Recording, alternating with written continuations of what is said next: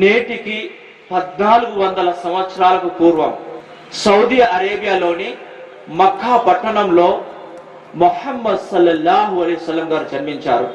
మొహమ్మద్ సల్లల్లాహు అలైహి వసల్లం గారి కంటే పూర్వం అక్కడి ప్రజలు ఎంత అంధకారంలో జీవితం గడిపేవారంటే, ఆడపిల్ల పుడితే అవమానంగా భావించి సజీవంగా సమాధి చేసేవారు ఆనాటి అరబ్బు ప్రజలు. మరి అక్కడ బానిసత్వం ఉండేది.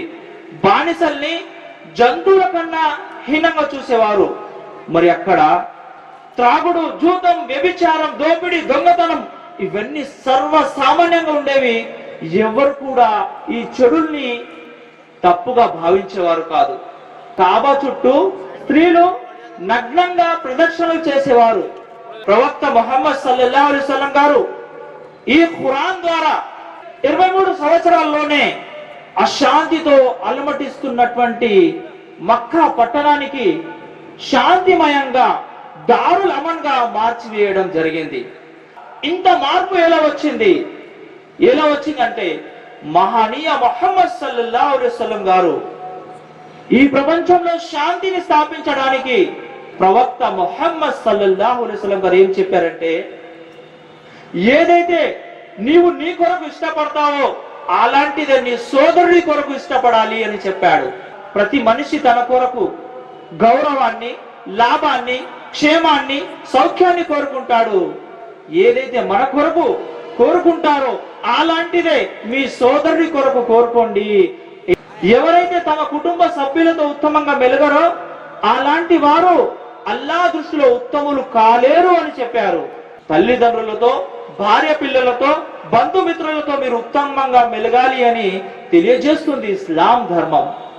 ప్రవక్త ముహమ్మద్ సల్లల్లాహు అలైహి వసల్లం గారు ఏం చెప్పారంటే, ఆ వ్యక్తి ముస్లిం కాజాలడు అని 3 సార్లు చెప్పారు.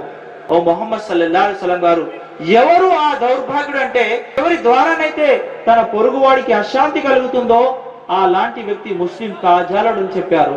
మరి ప్రవక్త ముహమ్మద్ సల్లల్లాహు అలైహి వసల్లం గారు ఏం చెప్పారంటే, ఎవరైతే 2 ఆడపిల్లల్ని కని పెంచి వాళ్లకు విద్య బుద్ధులు నేర్పుతారో అలాంటి వారు స్వర్గంలో నాతో పాటు ఈ విధంగా ఉంటారని తెలియజేశారు. తన చూపుడు వేలును, మధ్య వేలును చూయించారు. సోదరులారా, ఈ రోజు ఆడపిల్ల పుడితే అవమానంగా భావిస్తున్నారు.